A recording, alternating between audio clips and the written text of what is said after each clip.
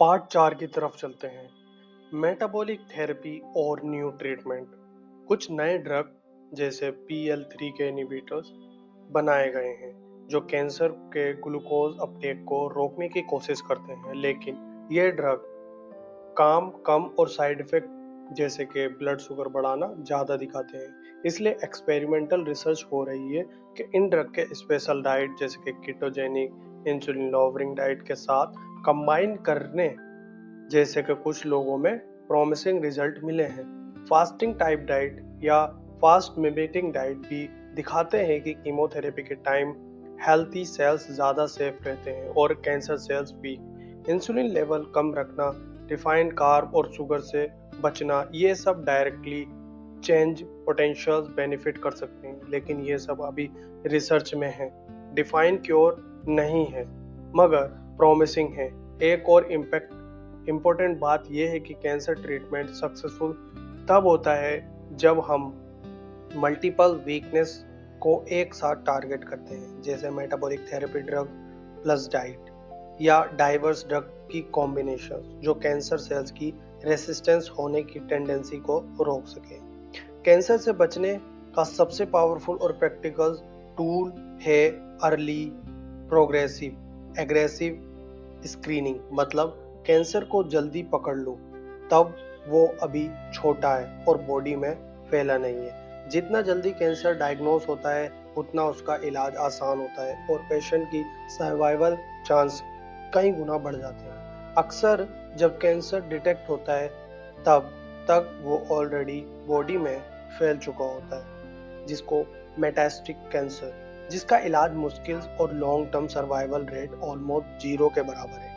लेकिन अगर वही कैंसर पहले स्टेज में पकड़ लिया जाए तो चांसेस बहुत ज़्यादा रहते हैं कि पेशेंट ठीक हो जाएगा। एग्जाम्पल स्टेज 3 कोलोन कैंसर का पूरे ट्रीटमेंट करने के बाद लगभग 67 outlive the science and art of longevity. ये बुक आम नहीं है दोस्तों, ये सिर्फ डाइट एंड एक्सरसाइज टिप का कलेक्शन नहीं है। इसमें detail science, ageing, chronic disease और लाइफ स्टाइल के बारे में है। एटी मेडिसिन 3 इंट्रोड्यूस करते हैं, यानी डिजीज होने का वेट ना करके पहले भी ही इसको प्रिवेंट करना। हेल्थ के 4 पिलर में ब्रेक करते हैं, nutrition, exercise, sleep and emotion.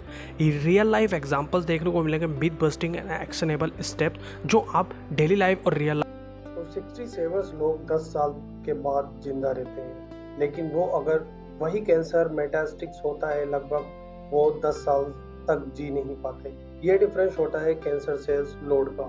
Come cancer cells और कम म्यूटेशंस, कम रेसिस्टेंस, इलाज ज़्यादा आसान। इसलिए इसी कॉन्सेप्ट की वजह से अर्ली डिटेक्शन को सबसे इम्पोर्टेंट तसल्ली दी जाती है कि जब कैंसर जल्दी आए तो उसको जल्दी ही ठीक करा लिया जाए। प्रॉब्लम यह है कि अभी भी ज़्यादातर और अलग अलग कैंसर के लिए रिलायबल स्क्रीनिंग टूल नहीं है। सिर्फ कुछ मेजर कैंसर जैसे कि lung cancer, breast cancer, prostate, colorectal, cervicals के लिए सही स्क्रीनिंग मेथड अवेलेबल है। बाकी कैंसर के लिए ये तो टेस्ट अनरिलायबल है या फिर उन पे बहुत डिबेट है कि सबके लिए होने चाहिए नहीं, क्योंकि ज़्यादातर टेस्ट में या तो कोई काफ़ी फॉल्स पॉजिटिव आ जाते हैं। मतलब कैंसर ही नहीं है तब पॉजिटिव आता है, इस टाइप से होता है। या अननेसेसरी टेंशन के सर्जिकल पेशेंट मतलब सर्जरी करानी है पेशेंट को दे दिए जाते हैं। लेकिन मॉडर्न अप्रोच है मेडिसिन 3। कहते हैं कि टेस्ट खुद प्रॉब्लम्स नहीं है, प्रॉब्लम है टेस्टिंग को सही तरीके से इंटेलिजेंसी यूज करना। जैसे कि ब्रेस्ट कैंसर के लिए मेमोग्राफी के साथ साथ अल्ट्रासाउंड या MRI भी मिला के दो तो एक्यूरेसी, सेंसिटिविटी और स्पेसिफिसिटी सब इम्पोर्टेंस होता है। प्रोस्टेट कैंसर में भी सिंपल PSA टेस्ट इनफ नहीं है। PSA, velocity, density, free PSA और नए ब्लड टेस्ट प्लस MRI आज की डेट में डायग्नोस को काफ़ी रिलायबल बना देते हैं। कोलोनोस्कोपी भी एक गोल्ड स्टैंडर्ड है, क्योंकि ये न सिर्फ ट्यूमर ढूंढ सकता है बल्कि पॉलिप्स को स्पॉट करके तुरंत हटा भी सकता है। हाई रिस्क लोगों को 40 साल की एज के अराउंड स्क्रीनिंग स्टेज करनी चाहिए, ना कि 50 में, और रिपीट स्क्रीनिंग 2 से 3 साल में फाइंडिंग के हिसाब से। न्यू टेक्नोलॉजीज भी आ रही हैं, जैसे लिक्विड बायोप्सी यानी ब्लड टेस्ट या कैंसर डिटेक्ट करना, या स्पेशली कैंसर के डीएनए फ्रेगमेंट पकड़ लेना। ये टेस्ट अभी नए हैं और परफेक्ट नहीं, लेकिन सेंसिटिविटी काफ़ी इम्प्रूव हो रही है, खास तौर पर एग्रेसिव कैंसर में। बाकी इमेजिन इम्प्रूवमेंट जैसे एडवांस एमआरआई, डीडब्ल्यूआई वगैरह भी हेल्प कर रहे हैं, लेकिन इन सब टेस्ट में एक ट्रेड ऑफ होता है। जितना ज़्यादा सेंसिटिविटी बढ़ाओ उतना फॉल्स पॉजिटिव भी बढ़ जाता है। मल्टीपल टेस्ट को कंबाइन करके एक्यूरेसी बहुत सही हो सकती है। बॉटम ऑफ द लाइन ये है, early detection even with some false alarm better है instead of late diagnosis. True prevention मुश्किल है क्योंकि जेनेटिक्स, लैक, ओबेसिटी, इंसुलिन और कुछ हमारे हाथ में नहीं होता है। इसलिए स्क्रीन जल्दी करो, स्मार्टली करो। अगर कुछ मिले तो अर्ली ट्रीटमेंट का मौका मत छोड़ो, इसको जल्दी करा लेना चाहिए। नेक्स्ट बात करते हैं चेजिंग मेमोरी, अल्जाइमर्स और दूसरी न्यूरोजेनरेटिव डिजीज को समझने की कोशिश। दोस्तों, अल्जाइमर डिजीज के बारे में अब तक की समझ ये है कि ये एक बहुत कॉम्प्लेक्स और काफी तकलीफदेह बीमारी है जिसका क्योर अभी तक नहीं मिला है। ये डिजीज अक्सर जेनेटिक रिस्क जैसे कि APOE, LI जैसे जीन की वजह से भी हो सकती है, जैसे स्टेफिन्स के केस में दिखाया गया कि, लेकिन ये सिर्फ एक रिस्क बढ़ाता है, ये कंफर्म नहीं करता कि फ्यूचर में डिजीज हो ही जाएगी। अल्जाइमर के एक्चुअल कॉजेज पर अभी रिसर्च चल रही है। पहले साइंटिफिक ने सोचा था कि यह एम्लोइड बीटा नाम से प्रोटीन्स के ढेर लग जाने की मेन रीजन है, लेकिन एम्लोइड को हटाने वाली मेडिसिन फेल हो चुकी है, इसलिए ये थ्योरी वीक पकड़ी गई है और रिसर्च अब सोच रहे हैं कि एम्लोइड सिर्फ कॉन्सिक्वेंस है, रूट कॉज नहीं। थोड़ा स्टडी दिखाते हैं कि बहुत सारे लोगों का दिमाग में एम्लोइड प्लेक मिले, लेकिन उनमें सिम्टम्स कभी आए ही नहीं। आजकल कुछ नए आइडियाज आए हैं, जैसे कि अल्जाइमर मेनली एक वस्कुलर प्रॉब्लम्स हो सकती है, जिसमें ब्रेन में ब्लड फ्लो धीरे धीरे कम हो जाता है या फिर ब्रेन की energy supply, glucose metabolism disturb हो जाता है। टाइप 2 डायबिटीज और इंसुलिन रेजिस्टेंस दोनों ही अल्जाइमर के रिस्क फैक्टर हैं, क्योंकि ब्रेन की एनर्जी सप्लाई डायरेक्टली इफेक्ट होती है।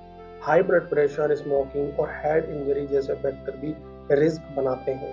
सिम्टम्स बहुत सबटाइल होता है। शुरुआत में सिर्फ थोड़ा कंफ्यूजन है, मेमोरी लैप्सेस, पर फिर ये धीरे धीरे मेजर मेमोरी लॉस, कंफ्यूजन और बिहेवियर चेंज तक बढ़ जाते हैं।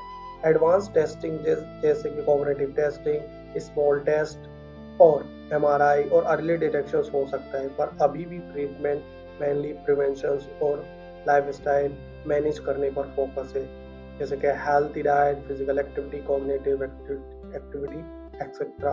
APOE E4 जीन्स का रोल अल्जाइमर डिजीज में काफी इंपॉर्टेंट है, लेकिन जैसे, कैसे और क्यों ये अभी तक पूरी तरह से क्लियर नहीं है। सिंपल शब्दों में, जिनके पास E4 एलॉय होता है उनमें अल्जाइमर का ऑलमोस्ट सभी रिस्क फैक्टर्स ज्यादा फास्ट और एग्रेसिवली काम करते हैं, स्पेशली मेटाबॉलिक प्रॉब्लम्स जैसे ब्रेन का ग्लूकोज सही से यूज ना कर पाना, और ये जेंडर गैप भी बढ़ा देता है। एक औरत जिसके पास A4 एक कॉपी है, उसमें अल्जाइमर का रिस्क एक आदमी की कंपैरिजन में 4 गुना ज्यादा हो जाता है। APOE प्रोटीन ब्रेन में कोलेस्ट्रॉल को ट्रांसफर करता है। न्यूरॉन को फंक्शनिंग के लिए कोलेस्ट्रॉल बहुत चाहिए होता है, मगर E4 एलॉय को प्रोटीन के काम में उतना इफेक्टिव नहीं रह पाता, इसलिए ब्रेन में कोलेस्ट्रॉल सप्लाई, ग्लूकोज मेटाबॉलिज्म और ब्लड ब्रेन बैरियर भी वीक हो जाता है, जिससे नुकसान और इन्फ्लेमेशन बढ़ जाता है। यह इन्फ्लेमेशन अल्जाइमर को ट्रिगर या एक्सेलरेट कर देता है, स्पेशली E4 कैरियर में, जिनका दिमाग में यूजली ज्यादा इन्फ्लेमेशन सिस्टोकिन्स मिलते हैं। एक इंटरेस्टिंग चीज, APOE E4 actually millions of year तक ओरिजिनल ह्यूमन जीन्स का, और कुछ पॉपुलेशंस में ये इन्फेक्शन से बचाने में हेल्पफुल भी रहता है, लेकिन आजकल की मॉडर्न लाइफ जहाँ ज़्यादा इन्फ्लेमेशन हार्मफुल होते हैं, E4 कैरियर का रिस्क भी बढ़ जाता है। Metabolic syndrome, insulin resistance, high blood pressure spike, सभी फैक्टर्स ये जीन और वॉशंस कर देते हैं। सभी E4 कैरियर में अल्जाइमर रिस्क सेम नहीं होता। लाइफ स्टाइल, जेंडर, एथनिसिटी और दूसरे प्रोएक्टिव रिस्क जीन जैसे कैलेथोजीन्स भी डिटेक्ट करते हैं कि इफेक्टिव जितना स्ट्रॉन्ग होगा, इसलिए कुछ लोगों में E4 होने के बावजूद अल्जाइमर नहीं होता है। Prevention plan for APOE4 carrier metabolic health. सबसे पहले टारगेट मेटाबॉलिक हेल्थ होता है। ग्लूकोज मेटाबॉलिज्म, इन्फ्लेमेशन और ऑक्सीडेशन स्टेज को इम्प्रूव करना जरूरी है। मेडिटेशन डाइट पर शिफ्ट करना, ज़्यादा हेल्थी फैट्स, कम रिफाइंड कार्ब, रेगुलर फिश और DHA ओमेगा 3 सप्लीमेंट लेना हेल्पफुल हो सकता है, स्पेशली E4 कैरियर के लिए, क्योंकि उनके ब्रेन बिहेवियर और मेटाबॉलिज्म इफेक्ट होते हैं। सेकेंड है कीटोजेनिक डाइट। कुछ केसेस में कीटोजेनिक डाइट भी काफ़ी आप बेनिफिट कर सकती है, क्योंकि अल्जाइमर में ब्रेन को ग्लूकोज एब्जॉर्ब करने में प्रॉब्लम्स होती है, लेकिन कीटोन्स का यूज वेल प्रिजर्व होता है तो ब्रेन को डुअल फुल अप्रोच का काम मिल सकता है।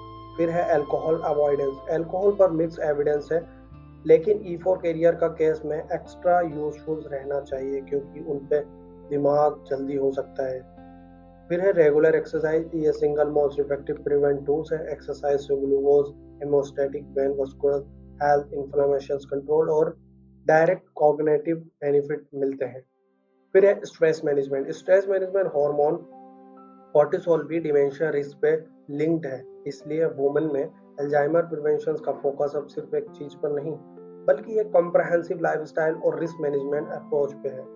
कुछ टूल्स और हैबिट जो रिसर्च के अकॉर्डिंग सबसे स्ट्रॉन्ग प्रिवेंटिव इफेक्टिव शो करते हैं, जैसे अच्छी नींद, हेल्थ, हेयरिंग लॉस पे ध्यान रखना, फिर है डिप्रेशन मैनेजमेंट करना, फिर है ओरल हेल्थ मैनेजमेंट करना, रेगुलर सुहाना यूज, सप्लाई, ये सब चीजें। जैसे कि अच्छी नींद की बात करें तो डीप स्लीप के दौरान ब्रेन अपनी सफाई करता है। अनवांटेड एमलोइड बीटा, अनवांटेड प्रोटीन और वेस्ट स्वैप आउट होता है, जो न्यूरॉन्स के बीच जम सकता है, लाइक है एमलोइड बीटा।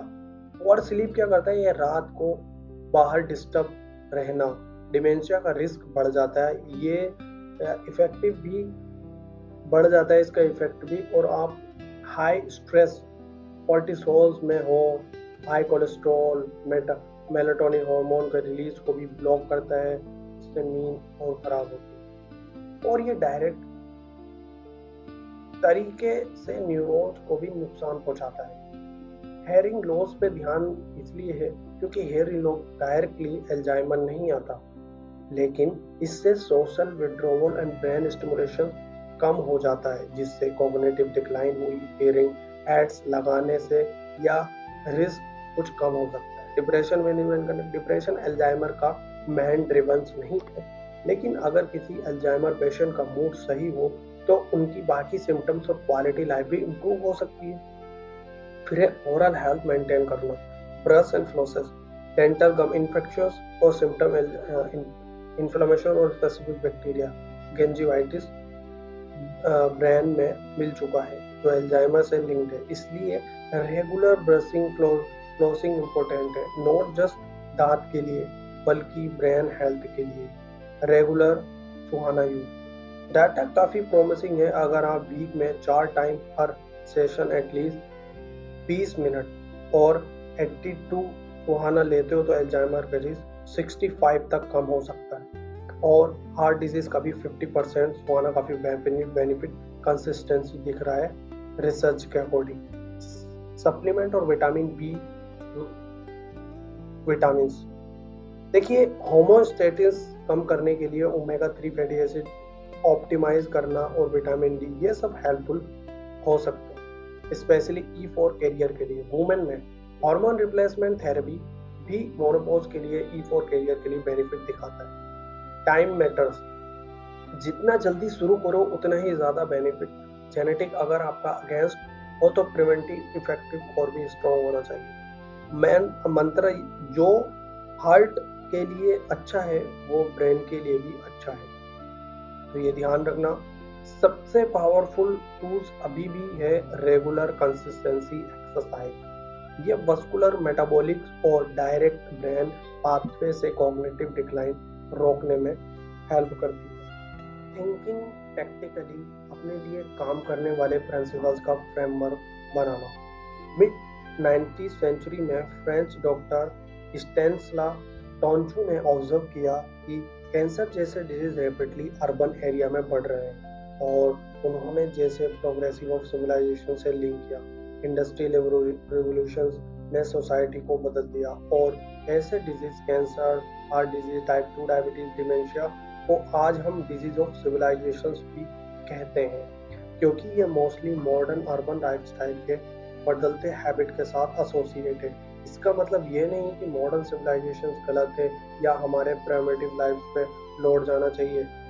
मॉडर्न वर्ल्ड ने लाइफ एक्सपेक्टेंसी और कंफर्ट और सेफ्टी के लेवल बहुत बढ़ा दिए हैं, लेकिन हमारा environment, food supply, activity, sleep और स्ट्रेस पिछले 2 से 20 सालों में एक्सट्रीम स्पीड से बदला, जबकि हमारे जीन्स लगभग वैसे ही हैं जैसे पहले थे। यानी जो जीनोम मिलियंस ऑफ सालों तक एक सर्टेन एनवायरनमेंट में फिट हुआ था, वो आज के modern processed food, sedentary life, chronic lifestyle, sleep disturbance वाले एनवायरनमेंट से मैच नहीं करता। हमारे आज के एरा में फ्रक्टोज फ्रूट, हनी थे नहीं, बल्कि प्रोसीड शुगर्स और सॉफ्ट ड्रिंक से इतना ज़्यादा हो गया है कि मेटाबॉलिज्म डिस्टर्ब हो जाता है और इंसुलिन रेजिस्टेंट, ओबेसिटी का रिस्क बढ़ जाता है। इसी तरह पुअर स्लीप, कम फिजिकल एक्टिविटी और डिजिटल सोशल मीडिया स्ट्रेस की हेल्थ को साइलेंटली नुकसान पहुंचाते हैं। इसलिए अगर हम मॉडर्न डिजीज के जेन्युइनली अवॉइड या पोस्टपोन करना चाहते हैं, तो हमें स्विंग या स्मार्ट स्ट्रेटजी चाहिए जो एनवायरनमेंट से अडॉप्ट करे। मेडिसिन 3 के हिसाब से आपके पास 5 टैक्टिकल्स डोमेन है। फर्स्ट इज एक्सरसाइज, सबसे पावरफुल डोमेन है जो लाइफ स्पैन और हेल्थ स्पैन दोनों को मॉडिफाइड कर सकता है। इसमें aerobic effectively, VO2 max, maximum aerobic output, strength और स्टेबिलिटी सब आता है। Second is nutrition and diet. ये न्यूट्रिशन बायो केमिस्ट्री है, सिंपल कैलोरीज का अकाउंट नहीं, food quality, micros, micronutrient, timing all are important है। Third is sleep. स्लीप काफी अंडर वैल्यू है, लेकिन मेटाबॉलिक हेल्थ, कॉग्निटिव और रिकवरी पे स्लीप का सबसे बड़ा स्ट्रॉन्ग इफेक्टिव टूल है। Fourth is emotional health. Stress, connection and emotional quality का डायरेक्ट लिंक है फिजिकल हेल्थ पर। फिफ्थ इज एक्सोजीनियस मॉलिक्यूल्स, यानी ड्रग, हम क्या ले रहे हैं, सप्लीमेंट, हार्मोन, ये बकेट कॉमनली डॉक्टर प्रिस्क्राइब करते हैं, लेकिन ये भी डिस्कशंस में फोकस नहीं है। सिर्फ स्पेशल केसेस जैसे कि लिपिड लॉवरिंग, लिवर डेप्रोमाइसिन, मेट्रोजिन, इन सब में एक universal step by step solutions नहीं होता। हर पर्सन अलग है, तो टैक्टिकल पर्सनलाइज करते हैं, ट्वीक करते हैं और फीडबैक बेस्ड इंप्रूवमेंट करते हैं। फॉर एग्जांपल, किसी पेशेंट में ओवर न्यूट्रिशन या अंडर मस्कुलर दोनों हो सकते हैं, तो वहाँ पर कैलोरीज का रिडक्शन और प्रोटीन मसल सप्लीमेंट मेंटेनेंस दोनों के ध्यान रखना पड़ता है। एक्सरसाइज और न्यूट्रिशन अक्सर क्लोजली लिंक्ड होते हैं। डायनेमिक बायो मार्कर जैसे कि glucose tolerance, body composition, visceral fat, muscles mass etcetera, सबको ट्रैक करके ही रियल चेंज पॉसिबल्स होते हैं। अल्टीमेटली हर पेशेंट को एम्पावर किया जाता है कि वो अपनी फिटनेस, न्यूट्रिशन, स्लीप और इमोशनल हेल्थ का खुद प्लान बना सके। कोई वन साइज फिट और प्रिस्क्राइब नहीं है कि आपको जो सामने वाला कर रहा है वही आपको लेना है। हर किसी के लिए अलग अलग होता है, क्योंकि हर किसी का अलग अलग ही चीजें होती है। फिर है एक्सरसाइज, सबसे पावरफुल लॉन्गेटिविटी वाली दवा है, इस पे हम लोग ध्यान नहीं देते। जब भी कोई पूछता है कार्डियो करूं या वेट गेनिंग, तो असली सवाल सिंपल नहीं होता, क्योंकि ये इधर और वाला सवाल ही गलत है। रियलिटी ये है कि एक्सरसाइज का इम्पैक्ट, चाहे वो कार्डियो, रेस्पिरेटरी और एरोबिक फिटनेस हो या स्ट्रेंथ ट्रेनिंग, दोनों मिलकर आपकी जिंदगी, लाइफ स्पैन में कितनी लंबी जिंदगी और लाइफ स्पैन इनडायरेक्टली इंप्रूव करते हैं। सबसे बड़ा डेटा फैक्ट ये है कि एक्सरसाइज करने वाले लोग सेंट्री लोगों से 7 से 10 साल ज्यादा जीते हैं और उनका हेल्थ भी ज्यादा अच्छा रहता है। और ये इफेक्टिव सिर्फ एथलीट्स में नहीं, जो लोग जीरो एक्टिविटी से थोड़ा एक्सरसाइज करने लग जाते हैं, सिर्फ 90 दिन में दिस वीक उनका हेल्थ रिस्क 14% कम हो जाता है। एरोबिक फिटनेस कार्डियो की पावर क्या है? एरोबिक या कार्डियो रेस्पिरेटरी फिटनेस में मेजर होता है VO2 मैक्स, बॉडी की एबिलिटी कितने ऑक्सीजन यूज करता है, जितना ज्यादा उतना अच्छा। स्टडीज में दिखाया है कि हाई VO2 मैक्स ऑक्सीजन मतलब रखने वाले लोग की डेथ रिस्क बहुत कम होती है। लो फिटनेस ग्रुप में कंपैरिजन में टॉप फिटनेस वाले 4 से 5 गुना मैक्सिमम पॉसिबिलिटी रखते हैं। अगर आप फिटनेस में बिल्कुल नीचे है 25% में बॉटम क्वालिटी, तो आपका रिस्क उन लोगों से 4 गुना ज्यादा होगा। तो कार्डियो या वेट दोनों करना है? इस डिबेट का ट्रुथ ये है कि कार्डियो भी करो, वेट भी करो, दोनों लाइफ को अलग अलग पहलू है, काम करते हैं और ऑप्टिमल रिजल्ट मिलते हैं। तब दोनों कंबाइन करो। सिर्फ एक पर फोकस करो तो दूसरे वाला बेनिफिट मिस हो सकता है। कार्डियो में VO2, stamina, heart health, blood sugar control और इवन कॉग्निटिव हेल्थ पर डायरेक्टली इफेक्ट पड़ता है। स्ट्रेंथ पे क्या रहता है? Training, weight, muscle mass, bone strength, joint health, insulin sensitivity, metabolic rate, सब पर पॉजिटिव इफेक्ट। एज के साथ मसल और स्ट्रेंथ लॉस का स्लो करता है, जो फेल रिस्क में फेलिटी प्रिवेंट करता है। द गॉस्पेल ऑफ स्टेबिलिटी, छोटे से बचने के लिए दोबारा सही तरह से मूव करना सीखना। अक्सर लोग यंग एज में एक्सरसाइज रेगुलर रख लेते हैं, लेकिन जैसे जैसे उम्र बढ़ती है फिजिकल एक्टिविटी ड्रास्टिकली गिर जाती है। उसका बड़ा रीजन सिर्फ एजिंग, पेन या लेजीनेस नहीं, इंजरी है। लोग जब किसी भी फॉर्म में इंजरी या क्रोनिक पेन फेस करते हैं, कमर दर्द, जॉइंट पेन, दर्द, शोल्डर एक्सेट्रा, तो वापस एक्टिव लाइफ पर आना मुश्किल हो जाता है और धीरे धीरे वो सैनिटरी हो जाता है। इसलिए फिटनेस का पहला कमिटमेंट यही है, पहले आप खुद को नुकसान ना पहुंचाओ, यानी कुछ भी किसी भी तरह से फोकस रखो, अपनी मूवमेंट सही तरीके से मतलब वो कंटिन्यूअसली करते रहो। Stability hidden super power. Stability सिर्फ कोर या सब एब्स की स्ट्रेंथ नहीं है। स्टेबिलिटी का मतलब है अपने जॉइंट, स्पाइन और बॉडी के हर मूवमेंट को बिना छोटी मोटी इंजरी के कंट्रोल करना, फोर्स सेफली एब्जॉर्ब और ट्रांसफर करना। Most acute injuries ACL, TR, back pain, rotator cut off, slip etcetera sudden होते हैं। एडवांसी स्टेबिलिटी क्रॉनिक वीकनेस या गलत मूवमेंट की वजह से होता है, जो फाइनली एक दिन वापस सरफेस पे आता है। इंजरी, आप कितनी भी स्ट्रॉन्ग या फिट हो, अगर आपकी मूवमेंट स्टेबिलिटी वीक है तो इंजरी का रिस्क हमेशा ज़्यादा और इंजरी के बाद डिक्लाइन और फास्ट हो जाता है, जैसे सोफी की स्टोरी में था। रियल वर्ल्ड स्टेबिलिटी कैसे बनाए? देखिए, मूवमेंट पैटर्न रीलर्न करो। बच्चे जब वॉक स्क्वाट सीखते हैं तो परफेक्ट बैलेंस स्क्वाट नेचुरली कर लेते हैं। बड़े होने पर हमारा सिटिंग और सैनिटरी हैबिट या नेचुरल पैटर्न्स खत्म कर देता है। डायनेमिक न्यूरो मस्कुलर स्टेबलाइजेशन मतलब इन्फेंट के मूवमेंट जैसे crowing, squat, seat to stand और पैटर्न दोबारा ट्रेन करो। ब्रीथिंग से शुरू करो। ब्रीथिंग कर सकते हैं स्टेबिलिटी ड्राइव एक्सरसाइज या प्रोग्रेसिव स्लो रखो, फॉर्म 100% फोकस हो जाएगा। फीट और ग्रिप्स, ये हम कर सकते हैं ग्रिप्स। माइंडसेट शिफ्ट, कमजोर मूवमेंट और गलत पैटर्न ओवर टाइम एक्यूमुलेशन से इंजरी होती है। सो हर डिकेड फिट रहने का रास्ता वर्कआउट क्रेस नहीं, मूव स्मार्ट मूव राइट है। स्टेबिलिटी ट्रेनिंग बोरिंग लग सकती है, बट ये आपको एजिंग, फ्रेलिटी और इंजरी से बचाता है।